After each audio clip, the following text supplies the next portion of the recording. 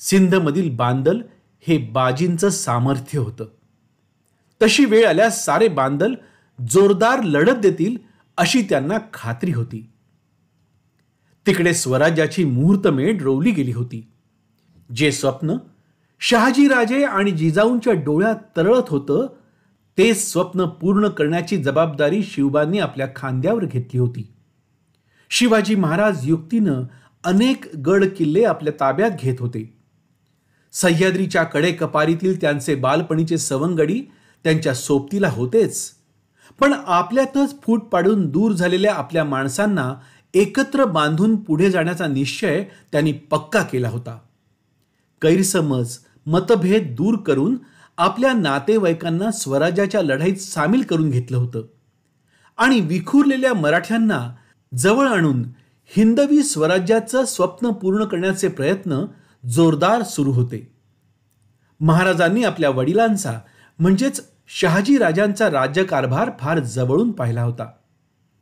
त्यांचा दरबारातील वावर, त्यांची बोलण्याची पद्धत, फौजेकडे असलेलं लक्ष, सैन्य आणखी बुलंद करण्यासाठी रोज घेत असलेला सराव, राजकारणातील निर्णय, त्यावरील विचारविनिमय, हे सारं आचरणात आणण्याचा महाराजांचा प्रयत्न असे. सुरुवात झाली. आधी तोरणा, मग जावळी, पुरंदर आणि आता समोर दिसणारं नवध्येय रोहिडा. पण रोहिड्यापेक्षा त्या रोहिड्याचा करता धरता जास्त महत्वाचा होता.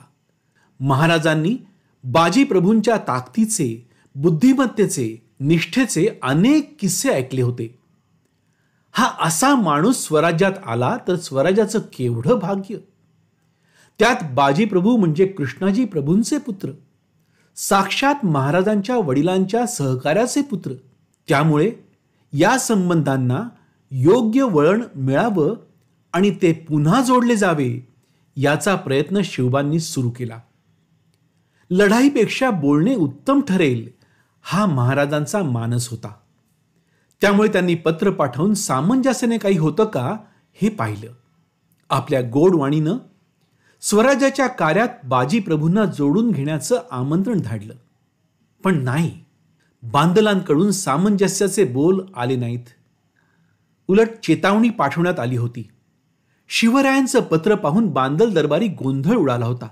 लढाईचे आमंत्रण द्यावे हा 60 वर्षे उलटून गेलेल्या, केस आणि दाढी पांढरी झालेल्या, त्वचा सुरकुतलेल्या पण बडेजाव करणाऱ्या कृष्णाजी बांदल यांचे म्हणणे होते. पण बाजीप्रभूंशिवाय या प्रश्नाला उत्तर मिळणार नव्हतं. ते पत्र पाहून लवकरात लवकर बाजीप्रभूंशी बोलणं व्हावं असं कृष्णाजीला झालं. बाजीप्रभू तिकडे सदरेवर तात्याबासोबत बसून नव्या धारकऱ्यांची नेमणूक करत होता. निरोप मिळताच दोघा भावांनी रोहिडा गाठला. ते पत्र नीट शांतपणे वाचून बाजींनी परिस्थिती समजून घेतली. या पत्राला उत्तर द्यायचं ते काय आणि कसं.